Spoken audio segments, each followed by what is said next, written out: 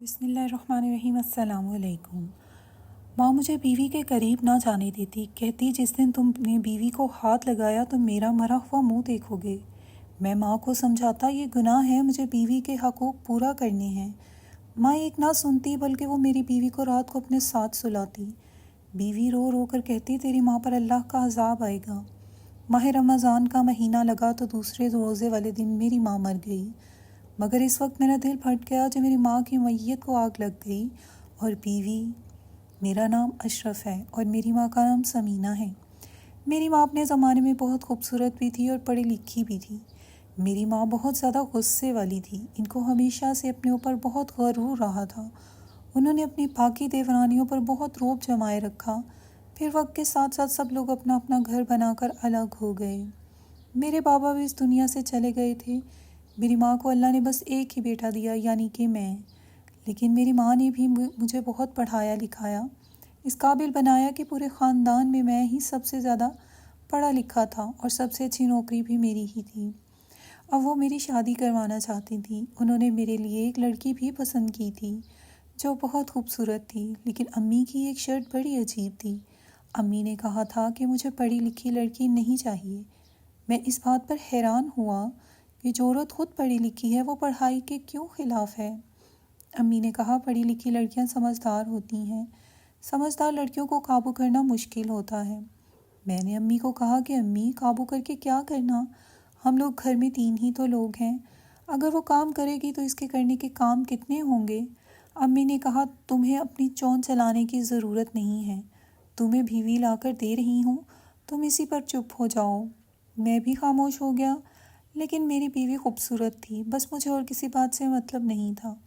میرے بابا بہت جلدی اس دنیا سے چلے گئے تھے۔ میری ماں نے ہی مجھے پڑھایا لکھایا اور اس قابل بنایا تھا۔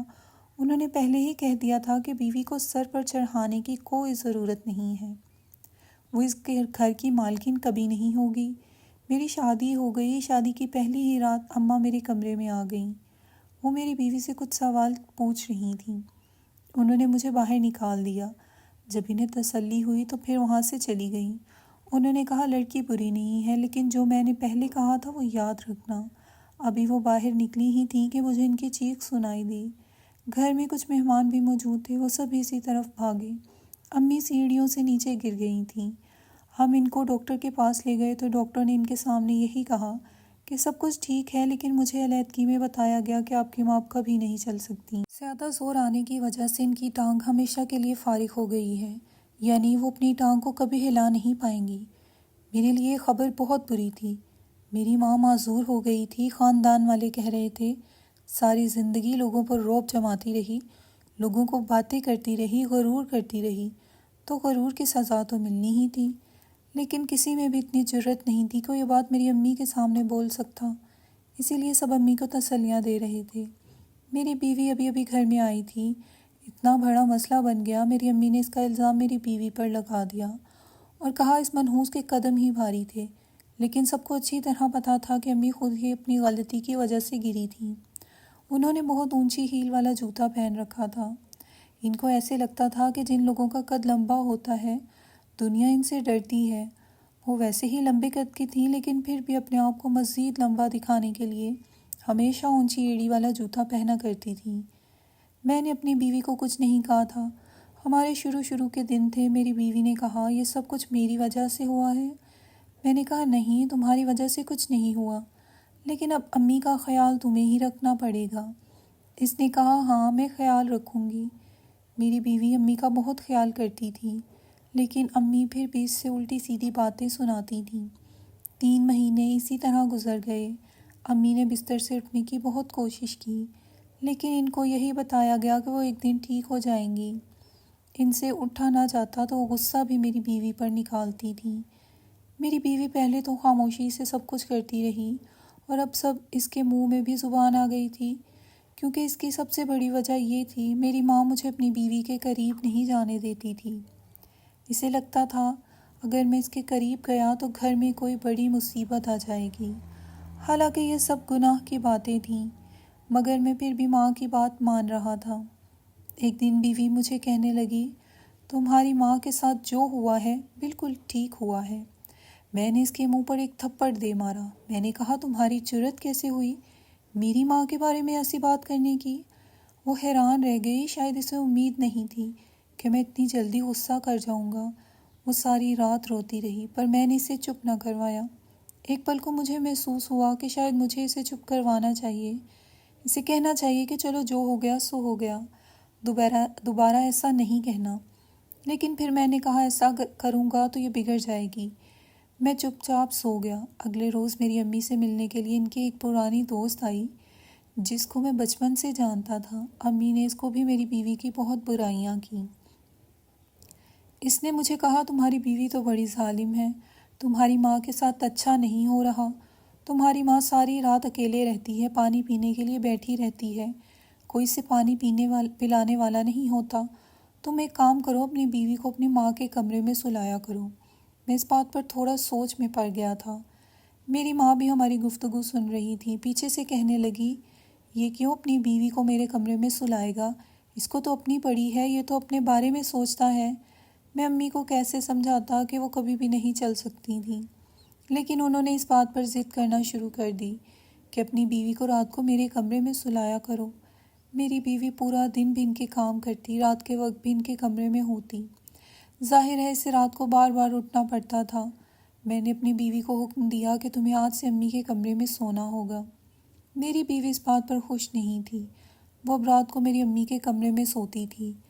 امی رات کو کبھی اس سے پانی مانگتی تو کبھی دوائی، تو کبھی اچانک سے ان کو کسی چیز کو کھانے کو دل کرتا تو وہ مانگتی، ساتھ ساتھ باتیں بھی سناتی۔ ایک دن ایسا ہوا کہ صبح صبح میری بیوی امی کے کمرے سے واپس آ رہی تھی اور میں کام پر جانے کی تیاری کر رہا تھا۔ میں نے اسے کہا میرے لیے ناشتہ بنا دو۔ اس نے کہا 1 منٹ ہاتھ منہ دھو لوں پھر آپ کے لیے ناشتہ بناتی ہوں۔ جب وہ باتھ روم کی طرف جا رہی تو میں نے اس کی چال کو نوٹ کیا، وہ کچھ عجیب سی چل رہی تھی۔ واپس آئی تو میں نے اس سے نہیں پوچھا کہ کیا معاملہ ہے۔ اس نے مجھے ناشتہ بنا کر دیا، میں آفس چلا گیا۔ لیکن میں نے اگلے 2 دن یہی بات نوٹ کی تھی کہ جب میری بیوی امی کے کمرے سے واپس آتی تو لنگڑا لنگڑا کر چلتی، اس کی چال خراب ہوتی تھی۔ ایک دن میں نے پوچھ ہی لیا، میں نے اس سے کہا یہ کیا معاملہ ہے، جاتی تو تم اچھی بھلی ہو اور واپس آتی ہو تو تمہاری ٹانگیں تمہارا ساتھ نہیں دیتی۔ اس نے کہا مجھے کچھ نہیں پتا، اپنی ماں سے ہی جا کر پوچھ لیں، لیکن ایک بات یاد رکھیے گا، جو آپ کی ماں میرے ساتھ کر رہی ہے اس کے اوپر اللہ کا عذاب آئے گا، اتنا سخت عذاب آئے گا کہ پوری دنیا دیکھے گی۔ میں نے اسے پھر سے مارنا شروع کر دیا۔ اس سے بھی اس بات کا پتہ تھا، لیکن مار کھا کر اب وہ ٹھیٹ ہو گئی تھی۔ اب میری بیوی روز لنگڑا کر چلتی تھی۔ میری ماں پتہ نہیں اس سے کیا کرواتی رہتی تھی۔ مجھے ایسا لگتا ہے کہ وہ جان بوجھ کر یہ سب کچھ کر رہی تھی تاکہ میں اسے اپنی امی کے کمرے میں سونے سے منع کر دوں اور وہ میرے کمرے میں ہی رہے۔ اس طرح ہمارا رشتہ بھی خراب ہو رہا تھا، زندگی بھی ڈسٹرب ہو رہی تھی۔ ابھی تک ہمارے ہاں اولاد بھی نہیں ہو رہی تھی۔ میری امی اس بات پر بہت زیادہ وائولہ کرتی تھیں کہ اولاد پیدا ہو جائے، پر اولاد کیسے ہوتی جب ہمارے معاملات ہی آپس میں ٹھیک نہیں تھے۔ ایک دن امی کے اصرار پر بیوی کو ڈاکٹر کے پاس لے گیا تو ڈاکٹر نے عجیب سی بات کر دی۔ انہوں نے کہا آپ کی بیوی تو بہت کمزور ہے، آپ اپنی بیوی کو آرام کرنے دیا کریں۔ ڈاکٹر نے عجیب سے لہجے میں یہ بات کی تھی۔ میں سوچ رہا تھا کہ اس کو تو آرام ہی آرام ہے۔ میں نے بیوی کو کہا کہ تم نے ڈاکٹر کو کچھ کہا ہوگا، تم نے کوئی الٹی سیدھی بات کی ہوگی۔ اس نے کہا میں نے کوئی بات نہیں کی، اگر آپ نے مجھے اس سے اس بارے میں کوئی قسم لینی ہے تو آپ قسم لے لیں۔ میری بیوی اب مجھ سے بھی بدتمیزی کرنے لگی تھی، اسے پتا تھا اس کے بدلے بس مجھے مار پڑے گی۔ وہ بہت زیادہ خودسر ہو گئی تھی، میں اسے مارنے کے علاوہ اور کچھ نہیں کر سکتا تھا۔ میں نے اس کی زندگی تنگ کر دی تھی، پر مجھے نہیں پتا تھا کہ وہ اتنا بڑا قدم اٹھا جائے گی۔ ایک دن صبح ہوئی تو میری ماں مجھے آوازیں دے رہی تھی، کہہ رہی تھی تیری بیوی کہاں مر گئی، کوئی تو مجھے پانی پلا دے۔ میں سمجھ گیا امی پانی مانگ رہی ہیں۔ پھر میں سوچنے لگا میری بیوی کہاں گئی ہیں، اس نے تو امی کو پانی کیوں نہیں پلایا، کہیں مزے سے سو تو نہیں رہی۔ مجھے اتنی سخت نیند آ رہی تھی، مجھ سے اٹھا نہیں جا رہا تھا، پر پھر بھی میں اٹھ گیا۔ امی کے کمرے میں گیا تو وہ پانی مانگ رہی تھیں، وہ میری بیوی کے ساتھ ساتھ مجھے بھی باتیں سنا رہی تھی۔ میں نے ان کو پانی پلایا۔ میں نے کہا تہمینہ کہاں گئی ہے؟ انہوں نے کہا پتہ نہیں کہاں مر گئی ہے، مجھے لگا تیرے کمرے میں چلی گئی ہے، تو نے اسے اپنے پاس بلا لیا ہوگا۔ تیرا بھی تو اس کے بغیر دل نہیں لگتا، ایک طرف تو اسے پاگلوں کی طرح مارتا ہے، دوسری طرف اس کے بغیر نہیں رہ سکتا۔ میں نے کہا امی میں نے اسے اپنے کمرے میں نہیں بلایا، وہ تو آپ کے کمرے میں سو رہی تھی، باتھ روم میں گئی ہوگی۔ امی نے کہا ابھی تک واپس کیوں نہیں آ رہی؟ میں نے جا کر باتھ روم میں چیک کیا تو وہ وہاں پر بھی نہیں تھی۔ میں حیران رہ گیا، میری بیوی کہاں چلی گئی؟ میں نے امی کو آ کر بتایا کہ وہ تو گھر پر نہیں ہے۔ امی نے کہا لگتا ہے اپنی اماں کے گھر چلی گئی ہے، کیونکہ میری بیوی کی ماں کا گھر زیادہ دور نہیں تھا۔ میں پھر سوچنے لگا مجھے بتائے بغیر کہاں چلی گئی، آنے دو ذرا، آج اس کی کلاس لگاؤں گا۔ وہاں گیا تو پتہ چلا وہاں بھی نہیں تھی۔ مجھے لگا وہ لوگ جھوٹ بول رہے ہیں۔ انہوں نے کہا پورا گھر دیکھ لو، وہ یہاں نہیں ہے، اور اس سوال کا جواب تو تم دو کہ ہماری بیٹی کہاں ہے؟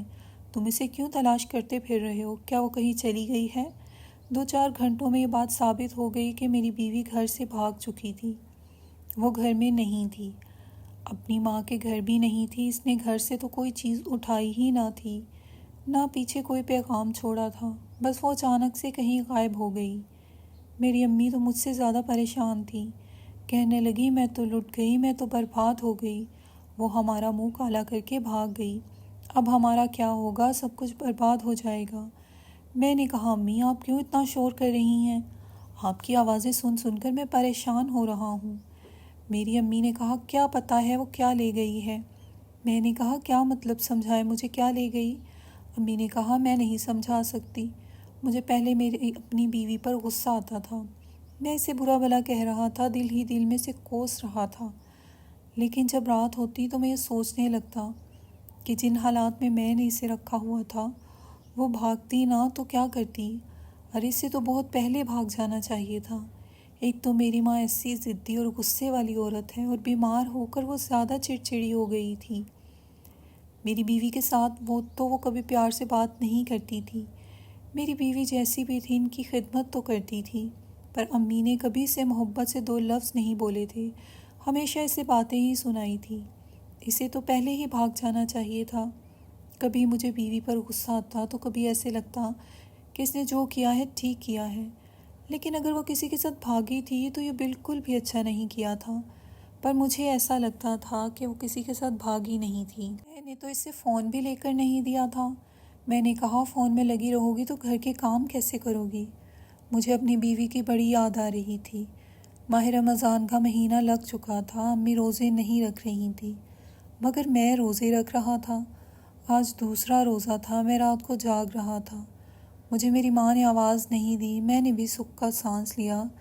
3-4 دن اپنی امی کی خدمت کی تو مجھے پتہ لگ گیا کہ میری بیوی انہیں کیسے برداشت کر رہی تھی۔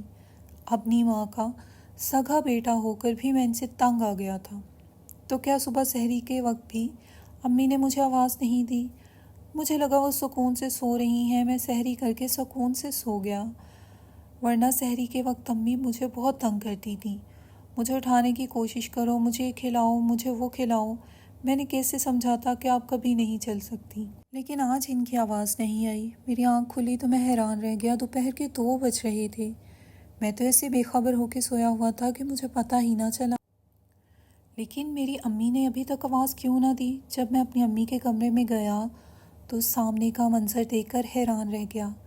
میری ماں اس دنیا سے جا چکی تھی، مجھے بہت دکھ ہوا، میں پھوٹ پھوٹ کر رونے لگا، انہیں جگانے کی کوشش کرنے لگا، وہ اس دنیا میں نہیں تھی۔ میں نے اپنے رشتہ داروں کو فون کرنا شروع کر دیا، اپنی چاچی کو، خالہ کو، پھپھو وغیرہ کو، یہی ہمارے رشتہ دار تھے۔ میں نے انہیں بتایا کہ امی اس دنیا سے چلی گئی ہیں، ان کو میری ماں سے لاکھ شکوے تھے، وہ میری ماں کو پسند بھی نہیں کرتی تھی، لیکن اب وہ اس دنیا میں نہیں تھی تو ظاہر ہے انہوں نے آنا تھا، انہیں پتہ تھا کہ میں اکیلا ہوں، بیوی تو میری پہلے ہی بھاگ گئی ہے۔ وہ سب لوگ آ گئے تھے، ہمارے گھر میں فوتگی کا ماحول بن گیا تھا۔ کفن دفن کے بعد مجھے سب کے لیے افطاری کا انتظام کرنا تھا، باقی کفن دفن کا انتظام عورتوں نے کرنا تھا، امی کو غسل وغیرہ انہوں نے کروانا تھا، باقی دیگر معاملات میرے کزن وغیرہ سنبھال رہے تھے۔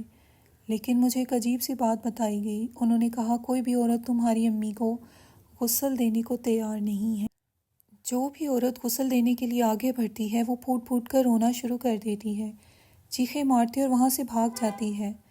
جب میں اندر داخل ہوا تو میرے پھپھو ایک چارپائی پر پڑی تھیں۔ ان کے دانت بند ہو چکے تھے، عورتیں ان کو ہوش میں لانے کی کوشش کر رہی تھیں۔ مجھے لگا شاید دکھ اور افسوس سے ان کے ساتھ ایسا ہوا ہے، لیکن جب عورتوں نے بتایا کہ غسل دینے کے لیے اندر گئیں تو ان کی یہ حالت ہو گئی ہے۔ میں حیران ہو رہا تھا کیونکہ کوئی بھی عورت امی کو غسل دینے کو تیار نہیں تھی۔ میں نے اپنی ایک خالہ سے کہا، امی آپ کی بہن ہیں اور بہنوں کو تو بہنیں ہی احساس کرتی ہیں، آپ یہ کام کروا دیں، دیر ہو رہی ہے۔ انہوں نے کہا، نہ بیٹا میں نہیں جا سکتی، میں تو ایسے ہی دل کی مریضہ ہوں، اس کی حالت دیکھ کر دل بیٹھا جا رہا ہے۔ پتہ نہیں تمہاری ماں پر کس بات کا عذاب آ رہا ہے، ضرور اس نے کوئی حرکت کی ہے، ورنہ ایسا نہ ہوتا۔ میں نے کہا، آپ لوگوں کو ابھی بھی اپنی دشمنی کی پڑی ہے، میری ماں اس دنیا سے چلی گئی ہے، اب تو آپ لوگ یہ حرکتیں کرنا چھوڑ دیں، اپنے دل کا بغض نکال دیں۔ انہوں نے کہا، بیٹا بات دشمنی کی نہیں ہے، اگر تمہیں یقین نہیں آتا تو تم خود جا کر دیکھ لو۔ میں نے کہا، ہاں میں خود ہی چلا جاؤں گا، خود ہی اپنی ماں کو غسل دے دوں گا، کوئی نہ کوئی طریقہ کر لوں گا، لیکن آپ لوگوں کی محتاجی نہیں کروں گا۔ آپ سب لوگ ڈر کا بہانہ بنا کر بیٹھے ہیں۔ میری ماں نے ایسا کیا کیا ہے؟ جہاں میری ماں کو رکھا گیا تھا میں اس طرف گیا، مگر یہ دیکھ کر حیران رہ گیا، میری ماں کی آنکھیں پتھر کی طرح کھلی ہوئی تھیں۔ ایک پل تو میں ڈر بھی گیا، ان کے وجود سے عجیب قسم کی بدبو اٹھ رہی تھی اور ایسے لگتا تھا جیسے کسی چیز کو آگ لگی ہو۔ مجھے ڈر لگ رہا تھا، میرا ہاتھ لگانے کو دل نہیں کر رہا تھا، میرا جسم کانپ رہا تھا۔ میں وہاں سے باہر آ گیا، سامنے کا منظر دیکھ کر حیران رہ گیا۔ سامنے میری بیوی کھڑی تھی۔ اس نے کہا، ہٹ جاؤ میں غسل دیتی ہوں۔ وہ اندر چلی گئی، میں اس سے کوئی سوال نہ کر سکا۔ اس نے پہلے قرآن پاک کی تلاوت کی اور پھر میری ماں کو غسل دیا تھا اور پھر میری ماں کو دفنا دیا گیا۔ قبرستان میں بھی عجیب سا واقعہ ہوا، قبر کا منہ بند کرتے تھے تو منہ بند نہیں ہو رہا تھا، نہ جانے مٹی کہاں جا رہی تھی، ایسا لگتا تھا مٹی کم پڑ گئی ہے، جبکہ وہی مٹی اسی زمین سے تو نکالی گئی تھی، اسی میں واپس ڈال رہے تھے۔ پھر کہیں اور سے مٹی اٹھا کر لائے اور بڑی مشکل سے قبر کو بند کیا گیا۔ سارے مہمان چلے گئے، رات ہوئی تو میری بیوی میرے پاس آ کر بیٹھی اور مجھے تسلی دینے لگی۔ میں نے کہا، کہاں چلی گئی تھی تم؟ اتنا تو پوچھنے کا حق ہے میرا۔ اس نے کہا، ہاں پوچھنے کا حق ہے، میں گاؤں چلی گئی تھی، وہاں پر میرے ایک ماموں رہتے ہیں اور اپنے گھر والوں کو کہا تھا کہ وہ آپ کو نہ بتائیں کہ میں کدھر گئی ہوں، میں تنگ آ گئی تھی اسی لیے بھاگ گئی تھی۔